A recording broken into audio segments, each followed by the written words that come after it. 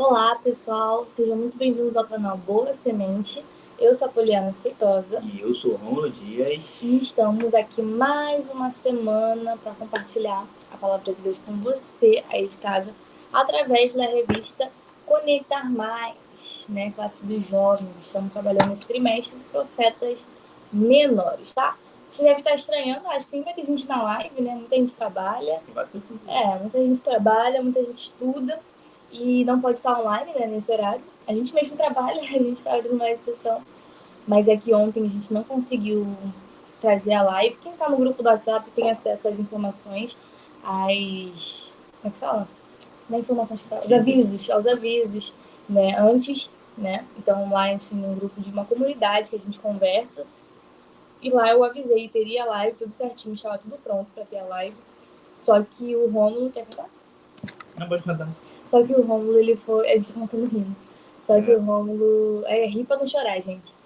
O Rômulo foi assaltado, né? Furtado. Assaltado é mais, né, quando você te rende, né, até onde eu sei é isso. Foi furtado enquanto estava trabalhando, né? Aí ele perdeu seu celular, só que ele sabia o número da mãe dele de cor, ele ligou pra mãe dele avisou a gente, né? Avisou a irmã que avisou a gente. E aí ele demorou a chegar em casa e tal, então a gente não conseguiu fazer a live, né? E por esse motivo que a gente tá gravando hoje, pra gente não deixar de fazer a live. Porque senão aí deixa pra outro dia, e passa a semana e a gente não consegue gravar. Então a ideia foi justamente dele, da gente tá gravando e estamos aqui. Então botamos a mensagem no grupo e trazendo agora para o YouTube, né? Quem quiser ajudar a gente, né, financeiramente, sabemos que todo mundo está passando por um momento muito complicado, né? Mas se você sentir de ajudar, fazer alguma contribuição, esse é o nosso Pix, é o Pix Santo do Apoia-se. Então, se você também não tem grupo de WhatsApp e quer se tornar apoiador também, né? E acha mais fácil, temos o link do site aqui embaixo, Apoia-se Boa Semente Jovens, mas também você pode fazer pelo Pix, polianapereira48@gmail.com. Através de lá você pode mandar suas contribuições ou até mesmo fazer parte dos apoiadores. Se você for fazer parte dos apoiadores, é importante que na descrição do Pix, né, você coloque seu e-mail, porque é por lá que a gente manda o material, tá bom? Então, peço que continuem orando pela nossa vida, né, muito importante. E é isso, pessoal. Vamos para a aula de hoje. Não poderíamos deixar de trazer essa aula que é tão importante. Quer falar alguma coisa? Não. Tipo assim, é isso, gente. A gente tá sujeito a entrar na rua, tá sujeito às coisas, né, e tudo mais. Só que acho que a gente tá passando... Na verdade, a gente aprendeu, né, com a maturidade, não que a gente seja maduro e tudo mais, no sentido de que a gente vai ter sempre algo a aprender. Só que no final, assim, existem coisas mais importantes, sabe, do que bem material. Então, são detalhes, né? Assim como Deus deu, Deus também vai dar capacidade para a gente continuar trabalhando e continuar conquistando mais coisas, né? Só que no final não é sobre isso, né? Não é sobre bens materiais, mas é isso, né? Gostava do meu celular. Eu falei, não sabe quanto eu gostava dele. Toquei a tela dele 4 vezes. Da última eu ia trocar de novo, só que a tela veio ruim, então eu continuei com a mesma tela. E ia continuar com ele até e continuar. Mas enfim, Deus sabe todas as coisas, assim como ele deu força para conseguir da primeira vez quando eu vou comprar novamente. Assim, é isso aí. No final das contas, o que mais importa é a vida, né? Cheguei em paz em casa, cheguei com vida, cheguei bem. E é isso. Né? Deus ele dá saúde pra gente continuar trabalhando. E é isso. Né? Vamos lá para lição de número 7. Vamos lá, pessoal. Né? A lição de número 7. No caso, a gente vai estar gravando aqui, independente se tiver gente na live ou não. Então, quem estiver assistindo depois do vídeo, comenta, né, para poder a gente saber que alguém assistiu, né, é importante. E aí a gente vai fazer essa aula, vai ser uma aula mais rápida. Assim como todas as outras, né, Profetas Menores, não é porque o livro é pequeno, mas é porque são mais objetivos. Não tem tantos detalhes a ser explorados, geralmente é mais direto o tema, né? Então essa é a nossa ideia para a live de hoje. Então, pode ir. Tá bom, então vamos lá, gente. Lição 7. Miqueias, o profeta defensor dos pobres. Tá aí a arte do profeta Miqueias. Deixa eu só... Você pode ir falando aí, mostrando pra cá? Que minha mãe tá falando comigo? O profeta Miqueias, defensor dos pobres. Tem referência lá em Miqueias 7, do versículo 2, versículo 3. Tem a leitura semanal, tá bom? Que nós temos, e eu sempre aconselho vocês a mandarem durante a semana, ou colocar cada um para ler, cada um do grupo, né? Para ler um versículo e tudo mais. É importante para que, quando a gente chegue na aula de domingo, a gente já chegue entendendo o que a lição vai propor, sabe? Às vezes, muito dos jovens chega, sei que às vezes é difícil o professor fazer isso, né? Mas o jovem chega e ele não sabe nada da aula, ele chega ali apenas para ouvir, né, e aprender naquele momento. Só que é bom que você já vá mastigando a lição ao decorrer da semana, isso é muito importante, né? A gente vai digerindo. Então, é um conselho que eu sempre dou aí. Versículo do dia. Ele te chamou, ó homem, o que é bom, e o que é que o Senhor pede.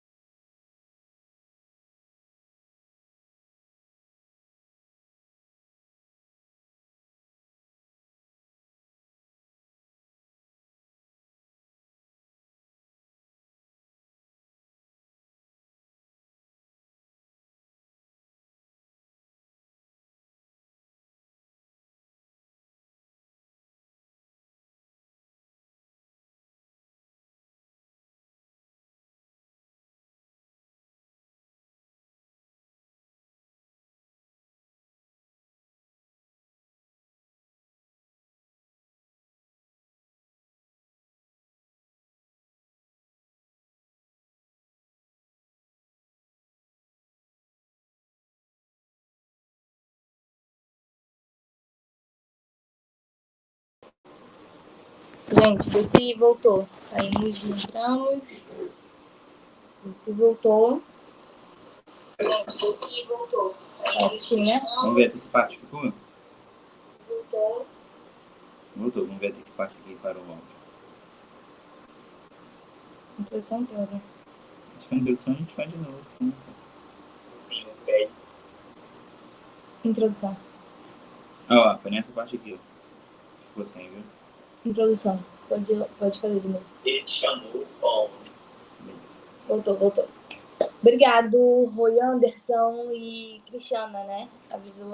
Avisaram a gente aí. Muito obrigado, gente. Obrigado, gente. Alguém continua assistindo aí pra ver se o áudio vai ficar bom até o final, tá? Eu vou voltar agora na introdução para que a gente faça um corte para quando virar um vídeo, né? O vídeo inteiro aí no canal, vem a partir desse corte no... Não, apesar que não, a gente fez um aviso nisso. Então não tá sendo o aviso. Eu vou tentar cortar o meio. Tá bom. Tá? Vamos postar? Tá bom. Enfim, Miqueias, lição 7, Miqueias, o profeta defensor dos pobres. Tem referência lá em Miqueias 7, 2, versículo 2 e 3. Tem a leitura semanal, que eu falei lá no vídeo, antes, que eu sempre aconselho os professores a mandar durante a semana para que os alunos já tenham um entendimento do que vai se tratar a lição na escola dominical. Versículo do dia.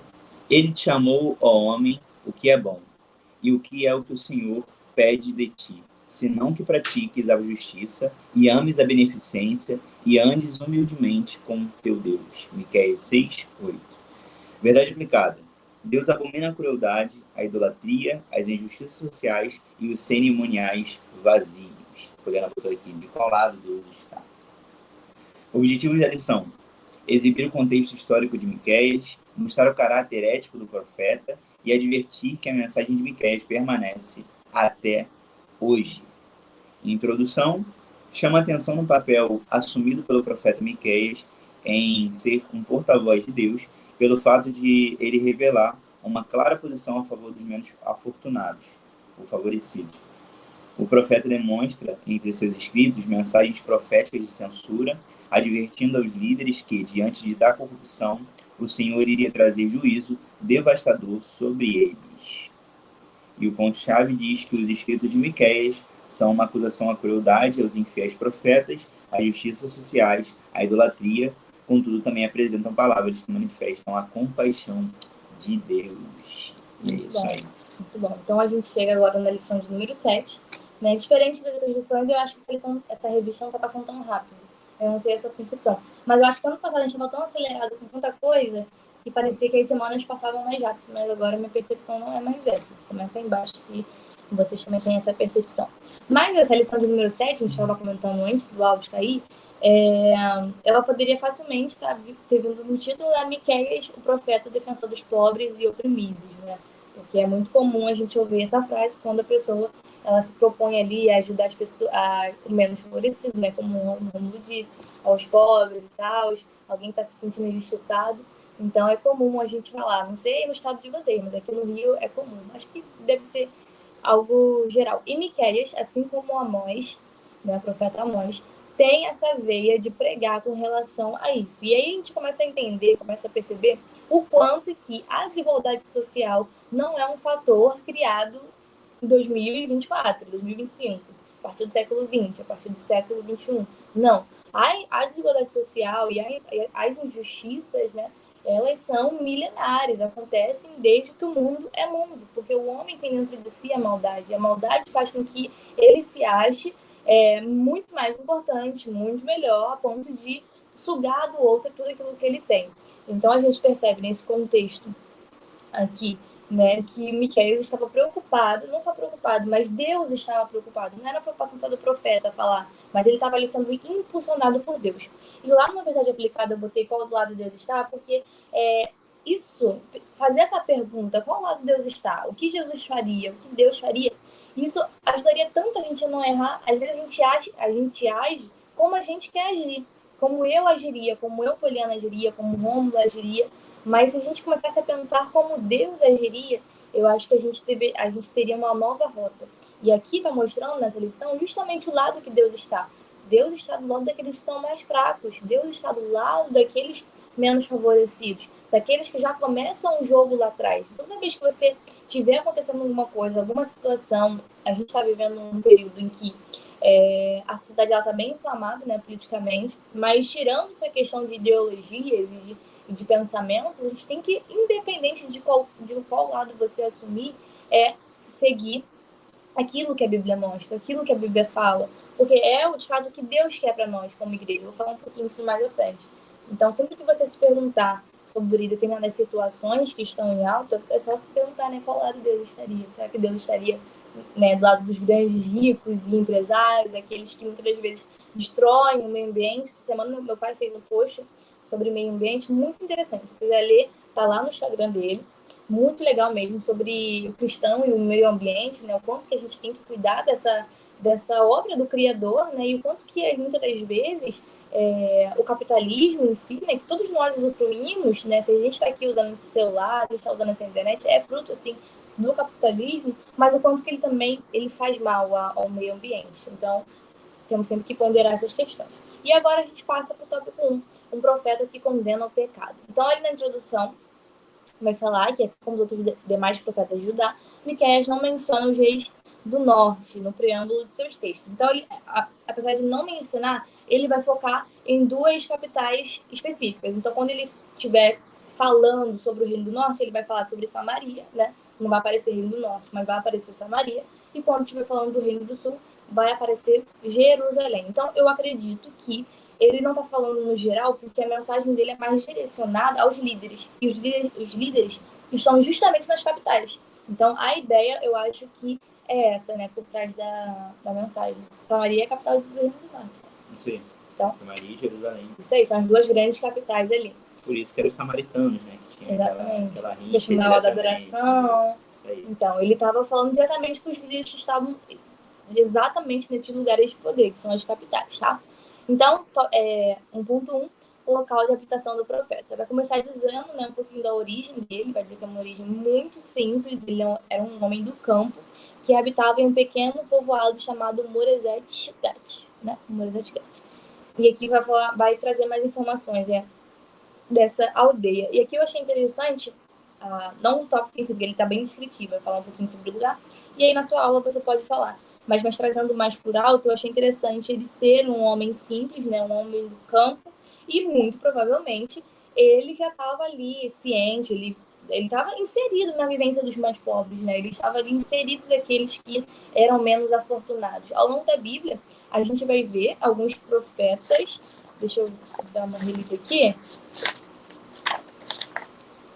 que mesmo que não tivesse mesmo que não tivesse inserido nesse contexto de... Não vou lembrar agora o nome certo, mas mesmo que não tivesse inserido nesse contexto de pobreza, eles também pregavam contra, né, as injustiças, pessoas em específico.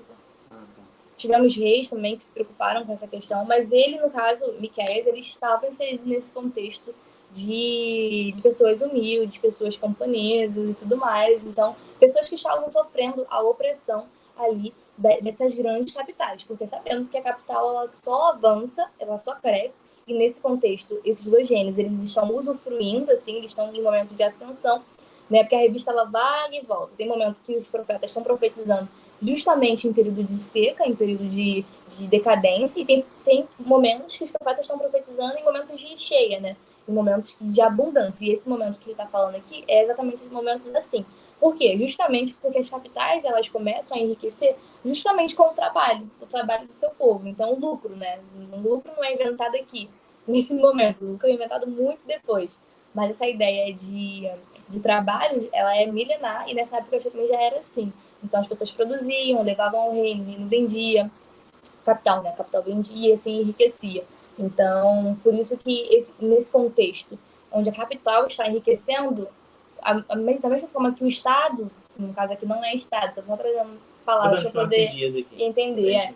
Quando o Estado enriquece, as pessoas tendem a empobrecer, porque se fosse no nosso caso, o Estado enriquece a partir do momento dos impostos. Então, quanto mais imposto, mais o Estado enriquece e mais as pessoas ficam pobres.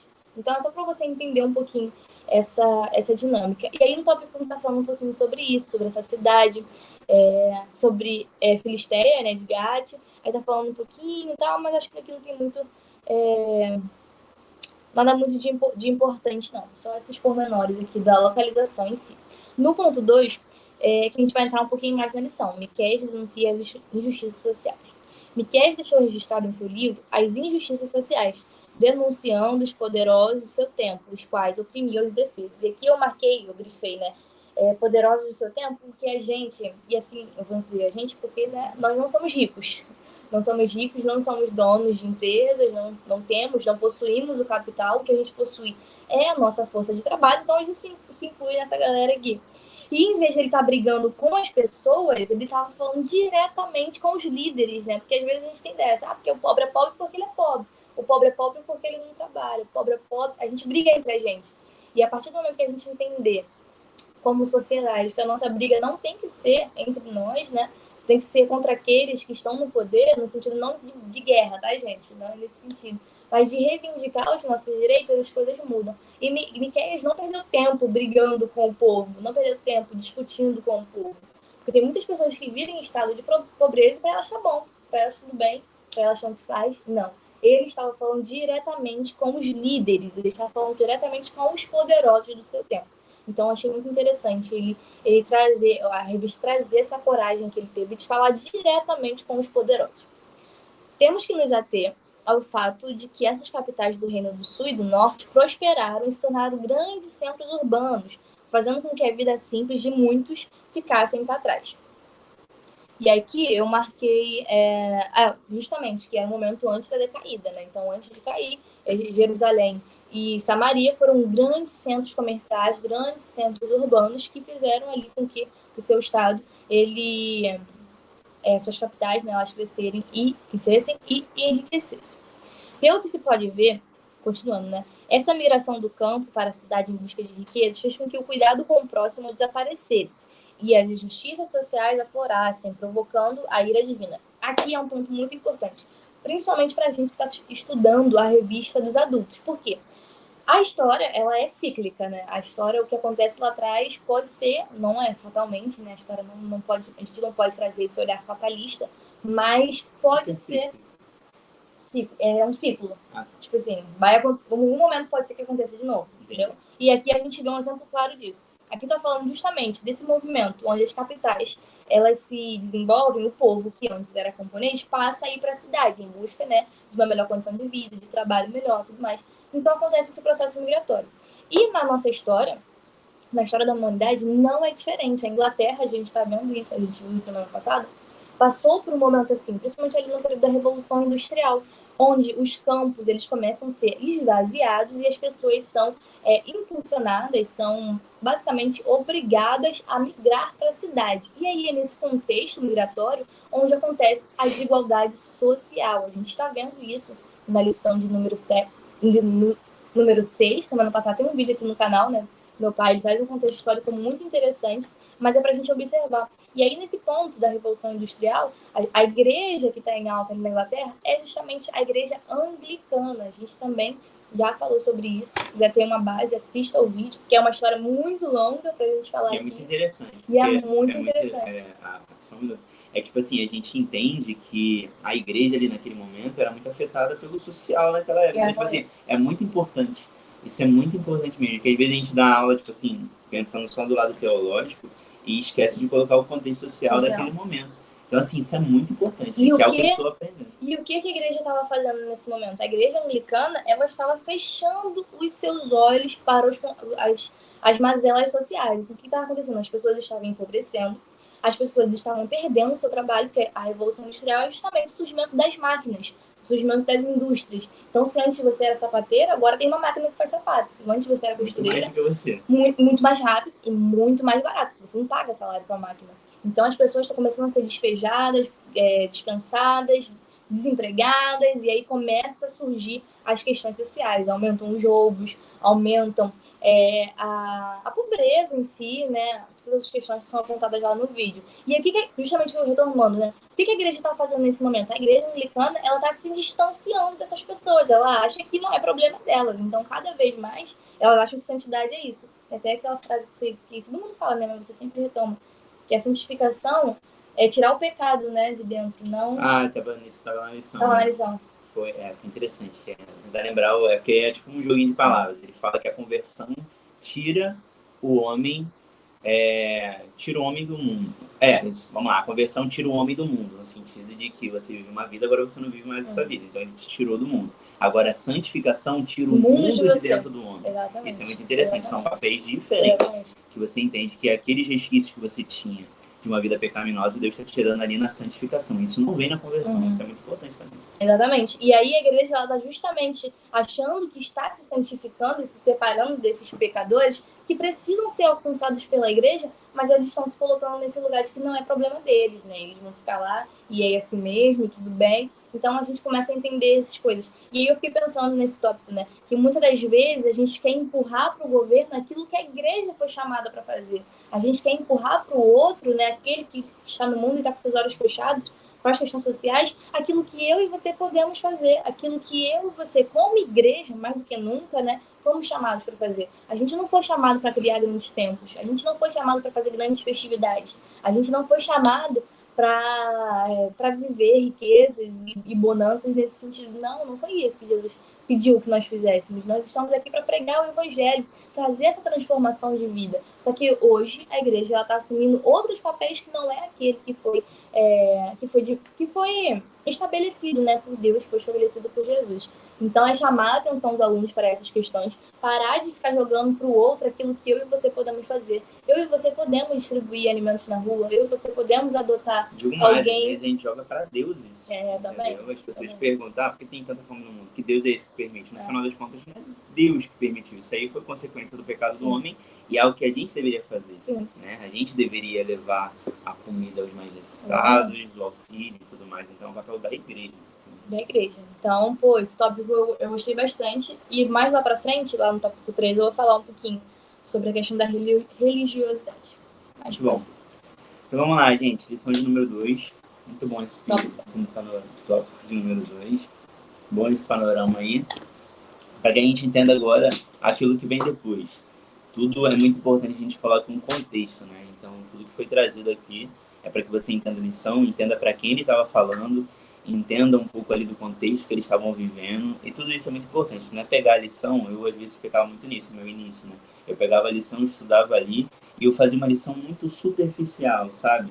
E tem muita coisa, né, introduzida ali que você pode retirar do texto, mas isso aí é com o tempo mesmo. Com o tempo, lendo a Bíblia. Agora a gente tem muito mais repertório, porque justamente a gente está estudando 2 lições por semana, né? Exatamente. Você vai tirando. Enquanto a revista for mais difícil para você, dê graças a Deus. E quanto mais difícil é, mais você vai se esforçar para aprender e melhor você vai sair da lição. Então é isso, né? De anos e anos aí a gente fazendo que vai ficando melhor. E a gente está muito longe ainda de chegar naquele, melhor, do jeito que a gente gostaria ainda. A gente vai sempre melhorando. Enfim, tópico 2. Um profeta ético. Eu até joguei aqui no dicionário, que eu gostei Jogou bem da... aqui? Pô, joga aí, rapidinho. Um profeta ético. Aí eu joguei só no Google aí, o significado de ética. E eu sei que Poliana tem uma lição que ela gosta muito, uma revista que ela gosta muito, que era Ética Cristã, né? Era muito Inclusive, antiga. Antiga não, desde 2020. vou dar uma missão aí pra vocês. Dá pra achar Dá uns não. vídeos delas. Cara, garota. Dá pra achar uns vídeos antigos dela falando sobre essa revista. Muito boa. Só tu chegar lá Mas no que, tipo Jovens. assim, na época eu Vai, não tinha tanta por isso que eu te falei, com o desenvoltura. tempo, Exatamente. entendeu? Vocês vão ver muita diferença da minha aula hoje pra minha aula que ela E é bom que vejo. É bom que vejo. Pra não se cobrarem tanto, né? Exatamente, pra você entender que tudo tem um início. Ela se questionava muito de apenas pegar e ler a lição, sabe? Ela não se aprofundava tanto, mas ela dava aula do jeito dela, entendeu? Então, assim, e com o tempo a gente vai melhorando, né? Então isso é muito importante. Então, fica uma missão aí, o nome da revista Ética Cristã. Se você botar Ética Cristã, Boa Semente, EBD, já deve aparecer algum vídeo dela. E ela falou sobre toda a revista, né? Pegou a revista do início ao final? Uhum. Então, muito bom. E você lembra que ano foi? Eu tinha uns 18 anos, né? Então deve ser 2019. Então, por aí. Enfim, fica aí a missão aí. Legal. Via muito esses vídeos dela. Me apaixonei depois. Então vamos lá. São dois, aí ele fala aqui sobre um profeta ético, né? Miqueias evidencia-se como um dos profetas éticos. E é interessante o significado de ética. Vou dar uma pequena lida nesses dois pontos aqui. Ética, né? Significado. Parte da filosofia responsável. Uma pesquisa muito parecida aqui, não? Eu tinha lido desse daqui. Ah, tá, não. Parte da filosofia responsável pela investigação dos princípios que motivam, distorcem, disciplinam ou orientam o comportamento humano, refletindo a respeito de essências das normas, valores, prescrições e exortações presentes em qualquer realidade social. E o 2, né, que está aqui, conjunto de regras e preceitos de ordem valorativa e moral de um indivíduo, de um grupo social ou de uma sociedade. Então isso é interessante. Você tem alguma definição que você tem na sua cabeça? Sim, que você possa apresentar? Não, do significado de ética para você. Não. É uma pergunta mesmo. Não tá passando nada na minha cabeça. Então tá. Então, assim, isso é interessante. Vamos reter aqui a valores, né? Valores que o indivíduo deveria ter. Então, isso é muito interessante. Você vê que ele ficou conhecido, né, como um dos profetas éticos, justamente por causa de todos esses conceitos que a gente passou aí, né? E isso, né? Dedicaram esse ponto a ele. Eu achei muito interessante, porque justamente é o posicionamento que todo ser humano deveria ter em relação à moral, né, de uma sociedade. Achei muito interessante. Devido ao destaque que ofereceu em suas profecias, principalmente em relação à justiça, paz e vida digna para todos, especialmente para as pessoas empobrecidas e famintas. Então, ele leva esse título, né, justamente por seguir toda essa linha que a gente leu depois. Uma adoração vazia. Noni, você estava lendo o tópico todo? Não. Não, né? Vou ler aqui também os pontos-chave, que acho que fica mais fácil, mais dinâmico. Ele fala aqui, conforme é possível apurar, a mensagem de Miqueias apresenta um alerta sobre o juízo divino que estaria por vir sobre Samaria e Judá. Então é interessante que ele vai falando sobre os dois reinos, os reinos do norte e os reinos do sul, né? Diretamente ao povo, né? Ao povo hebreu, que por mais que ele tenha se distanciado ali, né? Se dividido, no final das contas, continuava sendo um povo, eles só estavam afastados um do outro. Mas no final das contas, quando Deus chama Jacó diretamente, é o único povo, né? O povo de Israel, né? Vamos botar assim. Então ele exorta esses dois povos. Ele vai falando aqui que a razão do juízo é a transgressão de Jacó e os pecados da casa de Israel, que rejeitaram a aliança oferecida por Moisés.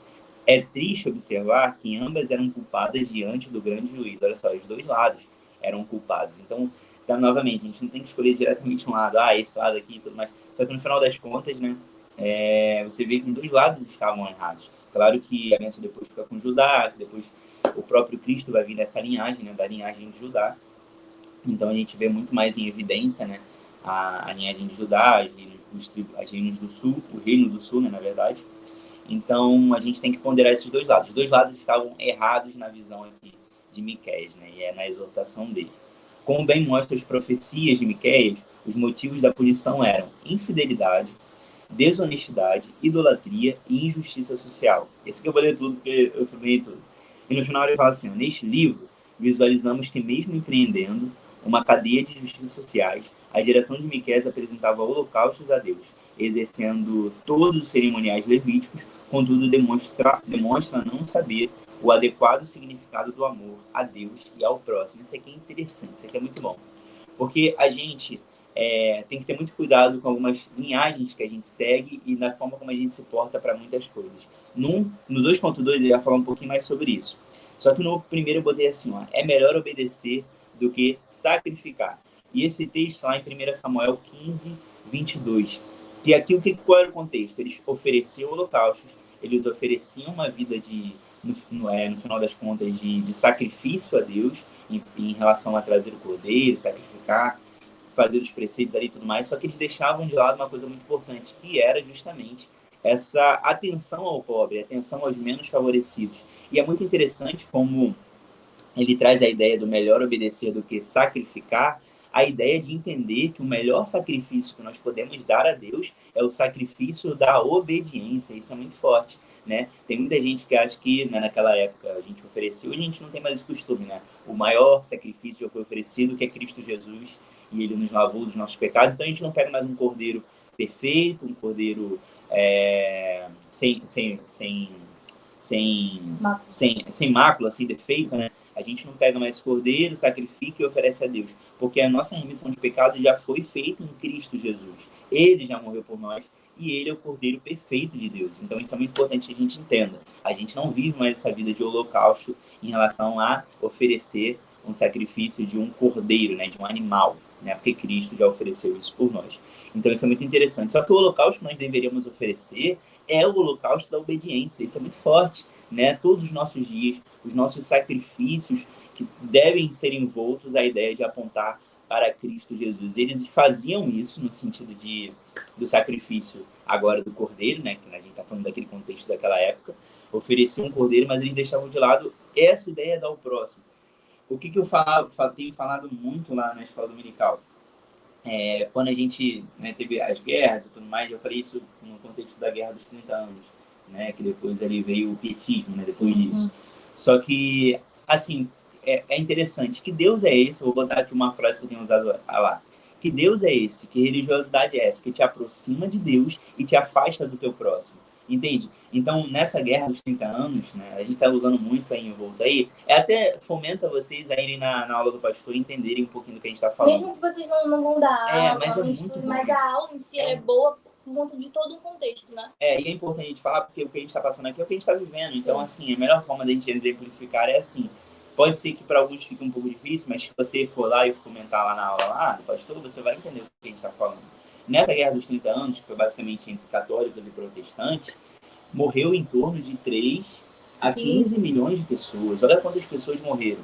Então, assim, depois disso tem um questionamento na fé da sociedade, porque eles começam a olhar para isso e falar assim, que Deus é esse, né?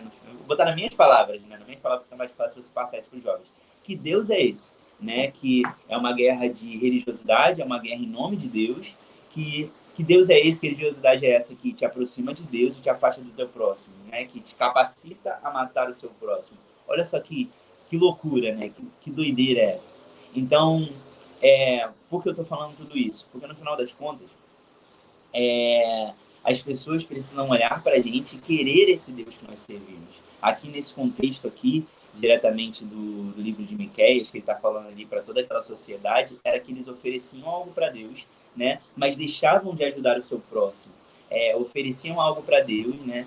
Mas não estava ali no ombro amigo do seu próximo. Então as pessoas estavam perecendo, as pessoas estavam pobres, famintas, e a igreja não estava fazendo esse contexto de ajudar aqueles que precisavam. Então isso é muito importante para a gente entender que a melhor religiosidade, na verdade, a melhor religião, no final das contas, que é o próprio Evangelho, é o que Cristo nos propôs, é o Evangelho que te aproxima de Deus e também te capacita a ajudar o seu próximo. Então, do que adianta todos esses sacrifícios, todas essas ofertas que eles estavam dando, sendo que no final das contas eles negligenciavam os menos favorecidos que estavam ao seu lado. Então, o maior papel da igreja é o papel de ajudar as pessoas, é o papel de estender a mão, de puxar, porque a igreja, no final das contas, não é templo, a igreja não é a guitarra, os bancos, a igreja sou eu e você, né? Hoje eu estou aqui, eu e a Poliana, e nós somos igreja. Onde eu for, eu sou igreja. Porque no final das contas, a igreja é uma igreja que caminha. Cristo é o cabeça, que fala lá em Colossenses, e nós somos os demais membros do corpo. Por isso que se as pessoas não vão à igreja, o que a igreja faz? A igreja vai às pessoas. Então, é sobre isso. A igreja, a melhor demonstração de uma vida com Deus que você poderia ter, além de sacrifícios, é a obediência. O que Deus nos propôs? Que é nós venhamos amar o nosso próximo como a nós mesmos. Então é isso. A igreja tem um papel fundamental isso. A igreja não deveria negligenciar isso e achar que é papel de outras pessoas. Não.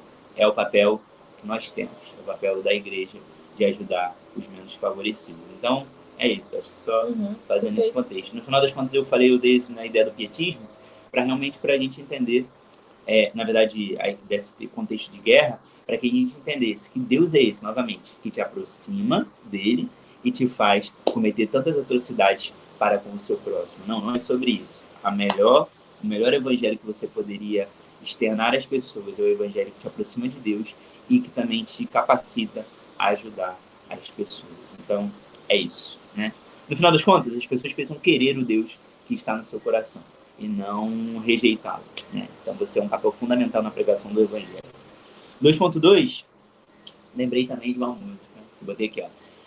Essa música tá até, o pessoal tá cantando bastante, que é O Fogo Arderá, que é que ele fala, que o nosso amor não seja fingido, honrado com os lábios, no coração esquecido. Então, assim, é interessante esse louvor, que eu botei, O Fogo Arderá. Muita gente tá...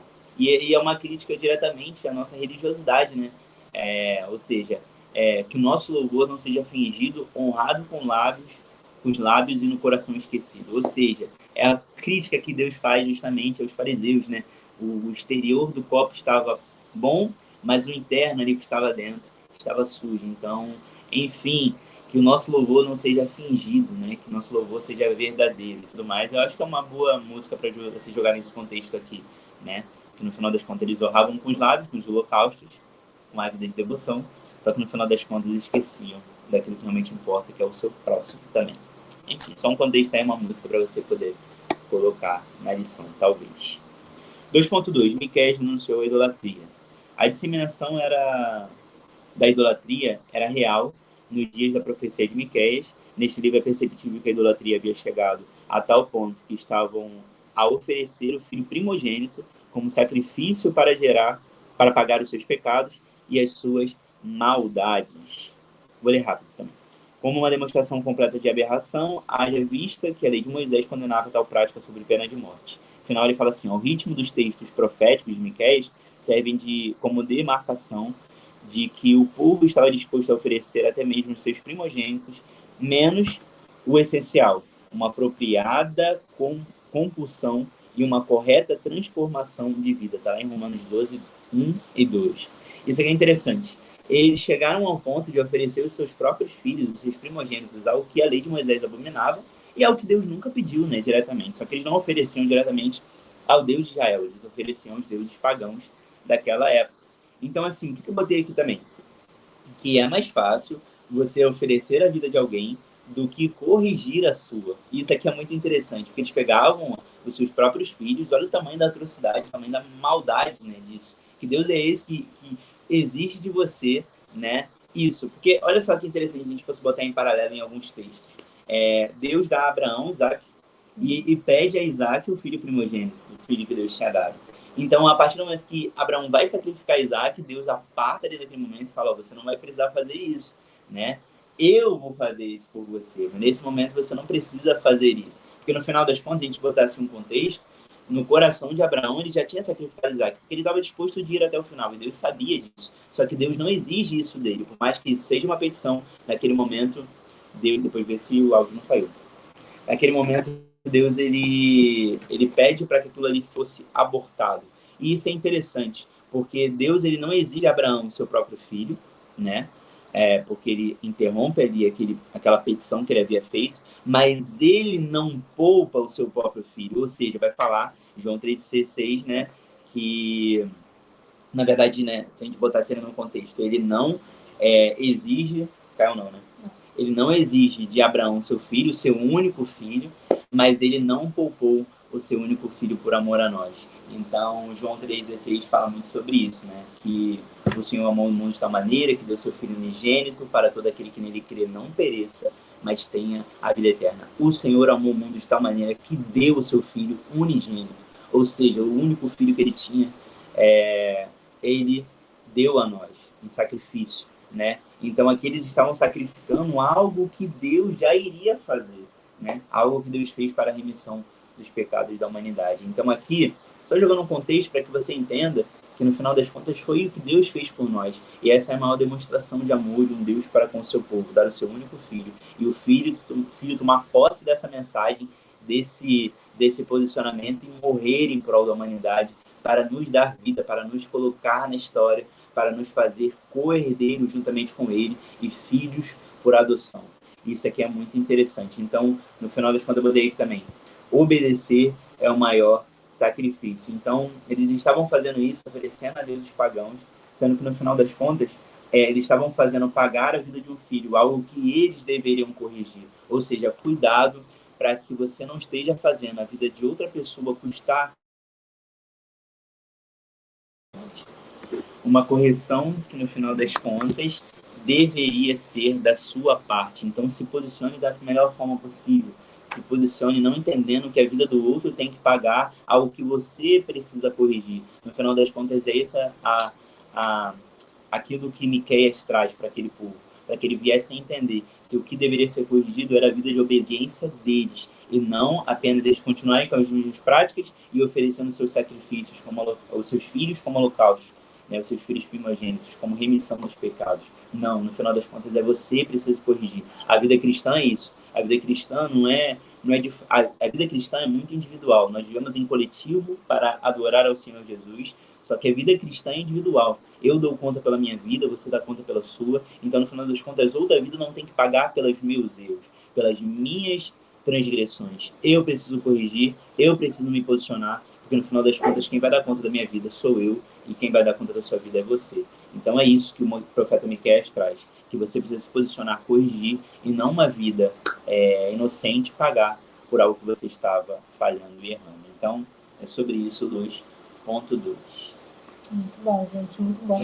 E agora a gente chega no tópico 3, já caminhando para o final. Nesse tópico 3, ele é um tópico muito interessante, pelo menos a parte que eu fiquei, provavelmente a sua também, que sempre pega a parte da aplicação prática, né? Mas aqui na introdução do tópico 3, né, Miqueias... Preciso tocar o título. Jonas. Miqueias... Só o título. Miqueias contemporâneo do profeta Isaías. Estava procurando o título. Então, aqui nesse tópico, a gente vai ver... vai aparecer mais um personagem. Esse personagem a gente já sabe, já conhece muito bem, que é o profeta Isaías. Então, muito provável, é bem provável de que eles viveram ali o mesmo período, né? Então, por mais que acreditam que até mesmo Miqueias era discípulo de Isaías, né? E por isso que alguns textos têm uma semelhança. Eu não peguei para ver esse texto, mas tem aqui a citação. Quem quiser depois conferir, confere essas duas citações para ver se realmente ele tem essa comparação. Mas aí aparecem dois contextos diferentes. Miqueias estava inserido num contexto mais humilde, né? Mais simples ali, mas já pregava sobre isso e tinha essa mensagem de justiça social contra o pecado ali e tudo mais. Já Isaías, ele estava inserido num contexto onde ele já vinha de uma linhagem de aconselhamento a reis. Então ele estava ali inserido em um outro contexto, né, de outros privilégios, mas ainda assim ele foi muito importante no seu tempo.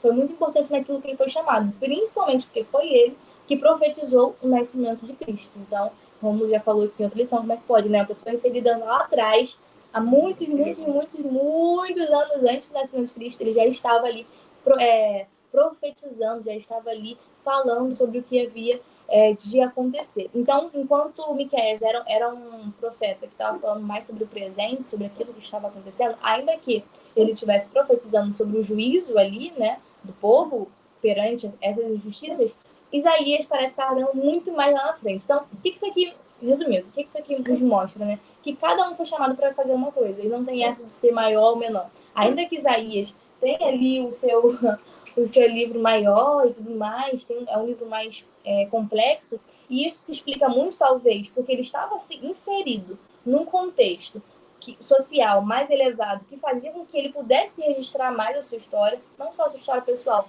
mas aquilo com que ele fazia, porque a gente sabe que não era todo mundo que poderia escrever essas histórias, não é todo mundo que poderia registrar aquilo. Então, Isaías estava inserido num contexto que proporcionava a ele, né,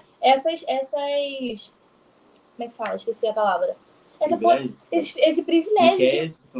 Isaías, ele estava inserido num contexto de privilégios, então ele poderia, né, ter mais coisas ali para poder comentar, escrever e tudo mais. Miqueias era um homem mais simples, ele estava inserido talvez, né, num contexto mais campesino. Então, não tinha como registrar muita coisa. Isso também explica muita coisa. Mas, enfim, retornando ao que eu falei, exatamente, cada um foi chamado para fazer uma coisa. A gente percebe que, por mais que Amós e Miqueias tivessem aí um pouco da mesma mensagem, cada um deles foi individualmente chamado para aquilo que foi o Senhor queria que eles passassem para o povo. Então, eu fiquei pensando um pouquinho sobre isso. Ainda que eles sejam contemporâneos, cada um teve ali a sua importância. 3.1, um chamado ao arrependimento. Arrependimento é a palavra-chave da revista, né? Toda edição aparece referente a isso, o cuidado que Deus tem com o povo, que Deus não queria somente julgar o povo, Deus não queria somente punir o povo, mas ele desejava que o povo tivesse um arrependimento genuíno. Então diz aqui que a falta de uma verdadeira e correta adoração faz o profeta Miqueias denunciar os poderosos do seu tempo que oprimiam os humildes. E aí entra a questão da religiosidade, que o Rômulo já falou, eu não vou nem me ater a isso, né? Que é uma adoração suntuosa, né? Que é uma adoração ali cheia de ritos, cheia de elementos, mas que, na verdade, era uma adoração vazia. Então, a religiosidade, ela é muito isso. Ela é um ato ali que você tem altos ritos, altos cerimônias, doutrinas, mas, na verdade, o seu coração, ela não expressa aquilo pelo qual você segue. Então, como já falou sobre religiosidade, não vou entrar aqui. O profeta está no julgamento de Deus sobre os líderes corrompidos e impiedosos, então ele fala diretamente com a liderança. Diante disso, ele os exorta a se arrependerem e se humilharem diante de Deus. Reparem que o profeta Miqueias não se furta em dizer a verdade, mas diz com palavras duras e assertivas. É aqui eu coloquei, né? Hoje em dia é muito difícil pregar, porque a gente não pode falar nada. O pastor não pode pregar nada que já acham que é pessoal, aí quer mudar de igreja, aí não quer aceitar. O crente hoje em dia tá muito...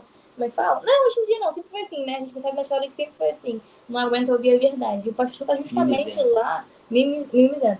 O pastor tá justamente para falar a verdade. Se o pastor não falar a verdade, não vai ter ninguém que fale. Então, Miqueias é um exemplo de pastor, não pastor, mas de profeta que trouxe a mensagem: doa a quem doer. Então, as palavras dele eram duras, mas assertivas. Não há dúvidas que Miqueias estava exortando o povo por não exibir os princípios estabelecidos por Deus e não obedecer às suas leis.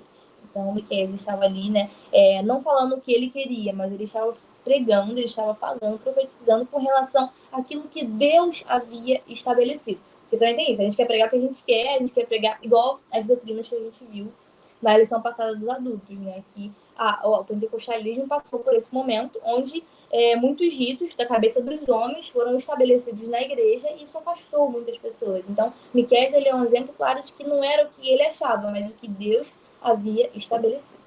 Muito bom. Gostei. Você olhou o final, velho? Cheirei. Ah, tá. Então, é isso. Muito bom. Você falou um pouquinho da religiosidade, você não foi tão a fundo, né? Eu tenho um panorama, mas eu acho que o 3.2 fala um pouquinho sobre isso também. Eu vou tentar falar de alguns pontos que eu não tinha falado. 3.2 fala a mensagem de Miqueias para hoje. Entende? Novamente, né? A gente fala isso. Você tem que pegar a Bíblia, entender o seu contexto. Primeiro aqueles né? Aquelas várias perguntas que a gente faz, né, do texto, que o Leandro sempre melhor de cor do que eu. Como é que é? Quem escreveu? Quem, por quê, onde e como. Então, todo texto que você pegar, você tem que entender quem, por quê, onde e quando. Né? Quem escreveu, por que escreveu, onde escreveu e quando escreveu. Muito importante. Então, você tem que fazer esses questionamentos. Se você precisa entender pra quem? também... Se for uma carta, né? Geralmente para quem? Pra Se quem? for uma mensagem. Começar, isso aí. Então, assim, a gente tem que pegar, no final das contas, e entender tudo isso. Mas também entender que a Bíblia, ela tem uma aplicação prática para os nossos dias em todo o texto. Né? Então, a melhor forma também que eu falo na escola dominical é que a gente sai daquela aula não apenas entendendo um contexto. A gente falou sobre John Wesley na outra lição, a gente está usando muito falando muito da outra, mas enfim, a gente falou sobre John Wesley, né, do movimento metodista. Só que no final das contas não vale a pena só entender o seu contexto, né? Falando na lição dos adultos. Não vale a pena entender o seu contexto e tudo mais, apenas conhecer. A gente tem que saber aplicar. Eu dei também um exemplo lá muito interessante, que eu sempre falo também, que existe 2 pontos, o conhecimento e a sabedoria. Vou dar uma mensagem aqui, pode continuar. O conhecimento e a sabedoria.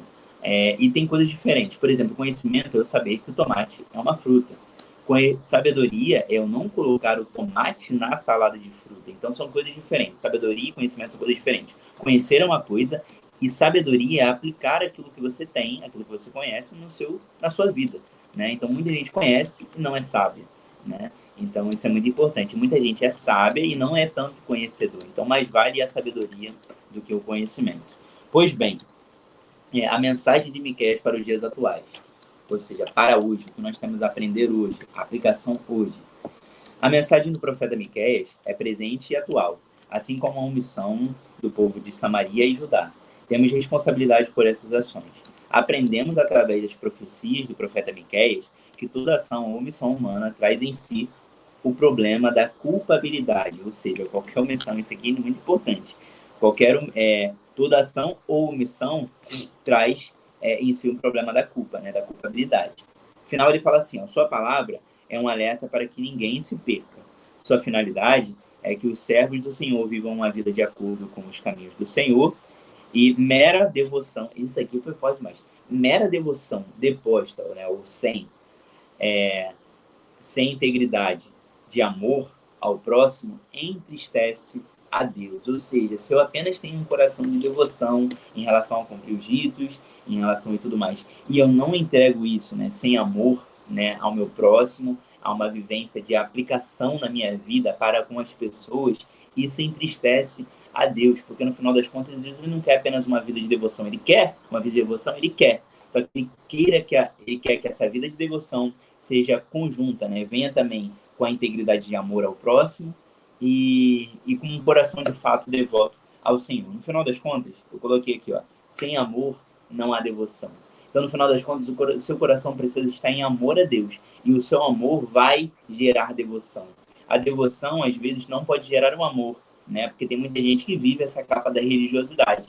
E a religiosidade também, o efeito por si só, que as pessoas fazem da religiosidade, é achar que Deus é uma marionete nossa. Né? No final das contas, quanto mais eu faço, mais Deus fica obrigado a me abençoar. Então, se eu cumpro os seus ritos, se eu oro todo dia, se eu vou em todos os cultos, no final das contas, esse Deus que eu estou servindo, ele fica obrigado a me abençoar porque eu sou um cristão muito bom, eu sou um cristão de performance, eu sou um cristão que consigo fazer tudo aquilo que eu sou depois de fazer. Eu tenho que orar todos os dias, tanto tempo, eu tenho que ir aos cultos todos os dias, tudo mais, eu tenho essa vida de devoção. Só que no final das contas, o evangelho e a vida cristã não é só sobre isso. Não é questão de você cumprir a agenda, de você apenas orar todos os dias. Você tem que fazer. Só que no final das contas, não é pelo que você faz, é por que você faz. No final das contas, nós oramos todos os dias porque nós entendemos que nós precisamos desse Deus. E nós não oramos para que ele se sinta obrigado a nos abençoar. A religiosidade faz isso. Então, toma cuidado de você estar vivendo uma vida religiosa sem amor. Uma vida de religiosidade que você está fazendo por Deus e no final das contas você acha que Deus é uma marionete sua que está obrigado a te abençoar porque você cumpre todos os seus ritos. Não, não é sobre isso. A vida com Deus é uma vida de amor e o amor gera devoção. O amor gera a necessidade de orar todos os dias. O amor gera a necessidade de você ir aos cultos da igreja. Só que se você não for num culto por através de um compromisso, Deus ele não vai estar ali e vai te amaldiçoar por causa disso. Não é sobre isso. Não é sobre isso. A vida cristã não é sobre essas regras apenas. Né? Tem um livro legal do Luca Martini que ele fala em relação à questão das regras que a gente vive e tudo mais. Enfim, vai ser pouco tempo para a gente comentar sobre isso. Só que no final das contas não é as regras, né? A doutrina diretamente que te aponta para Cristo Jesus.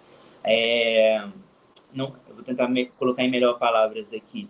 Não é o que você faz, né, que te capacita a estar salvo. A salvação já foi posta a você. O que você faz é por amor. O que você faz é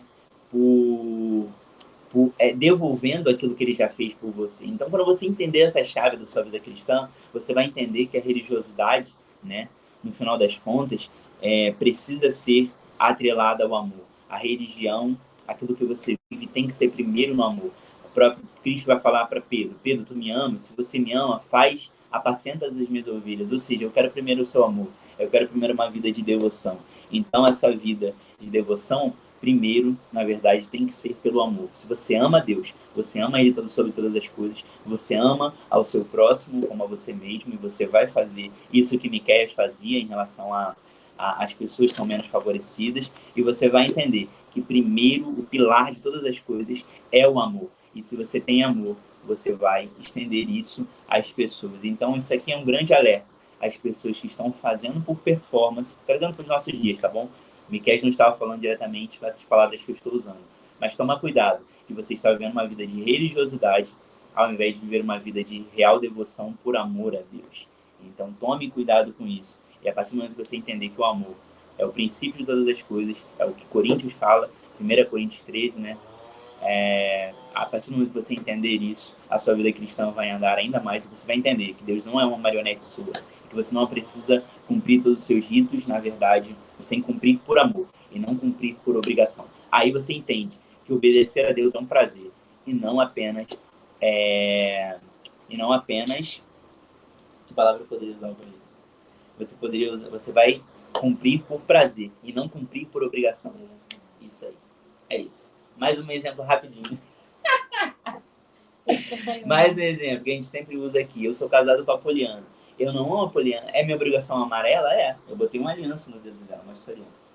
Botei uma aliança no dedo dela. Então é minha obrigação amar? É obrigação amar. Só que no final das contas eu não faço por obrigação. Eu faço por prazer. É sobre isso que a gente precisa entender. Nós servimos a Deus por prazer, não por obrigação. Eu oro todos os dias por prazer, não por obrigação. Eu vou aos cultos por prazer, não por obrigação. Eu gravo esse vídeo por prazer, não por obrigação.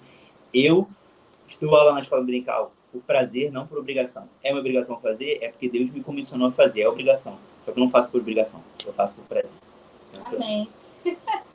Amém. Muito bom. Eu acho que foi uma das melhores. A melhor é sempre a próxima.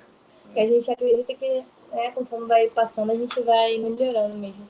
E aí, a conclusão diz assim: a mensagem profética de Miqueias veio de encontro às violações socioeconômicas estabelecidas por uma norma tributária com penosos impostos que arrastavam o povo a se submergir em dificuldades, dívidas, perdendo suas posses e ficando a serviço de líderes corrompidos. Justamente o que eu falei. O contexto ali onde a capital estava enriquecendo fazia com que as pessoas empobrecessem. E aí Deus levantou alguém para agir em favor dos mais fracos. Muito bom, muito bom.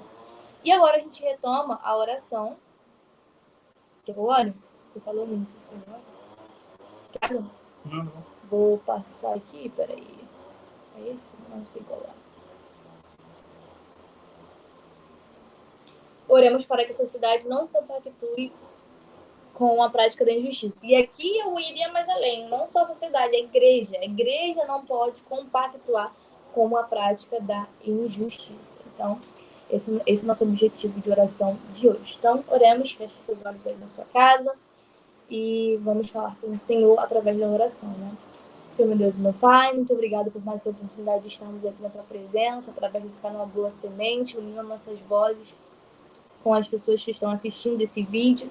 Eu não sei em qual momento elas vão estar assistindo, mas que a palavra de hoje, que a lição de hoje, venha aí de encontro primeiro ao coração dos professores, que ela venha trazer transformação na vida deles primeiro, para depois bater na vida dos alunos. Que a aula de domingo venha a ser uma aula abençoada, venha a ser cheia da sua presença, e que os alunos, que a igreja venha despertar para essas questões sociais, porque mais que a sociedade está de olho nessas questões e está buscando fazer algo, né, para melhorias, a igreja tem que estar atenta, a igreja tem que estar próxima. E não só a igreja como grupo, mas individualmente. Cada um tem que estar atento a essas demandas sociais e que sabemos que é um ponto, é um quesito que o Senhor olha e que a gente também tem que estar atento. Quero te agradecer por esse momento que estamos passando aqui, trazendo a sua palavra. Você sabe o quanto que isso tem sido fundamental para nós, tanto individualmente como casal. Então, nós te agradecemos por essa oportunidade de disponibilizar essa ferramenta para que nós estejamos aqui falando da sua palavra, né? Da sua preciosa palavra. Quero te agradecer pela vida do Rômulo. Ontem ele passou por aquela adversidade, mas o Senhor o guardou, o livrou do homem sanguinário, e que o Senhor continue na vida dele, abençoando, dando força, para correr atrás de seus objetivos e que venha tranquilizar o seu coração, caso ele tenha ficado com algo, né, dentro de si, e que ele venha confiar em ti cada vez mais. Quero te agradecer pela saúde dos nossos familiares, pela saúde de cada um que está assistindo essa live. O Senhor venha entrar de encontro ao pedido de cada um deles. Nós não sabemos pelo que eles estão passando, mas o Senhor sabe. E o Senhor cuida de todas as coisas. E nós, mais do que ninguém, sabemos que o Senhor cuida. E muitas vezes não da nossa forma, não do jeito que queremos, mas o Senhor sabe as nossas necessidades. Te peço um resto de semana abençoado, que a sua bênção esteja, né, sobre as nossas vidas, que o Senhor continue nos guardando, nos livrando de qualquer coisa que venha acontecer para nos entristecer, nos magoar. É tudo isso que eu te peço, eu já te agradeço, em nome de Jesus. Amém. Amém, pessoal. Muito obrigada a cada um que assistiu a live de hoje. Não se esqueça, apoiadores, que amanhã será enviado material didático, tá bom? E é isso. Então, um beijo. Tchau. Tchau, pessoal.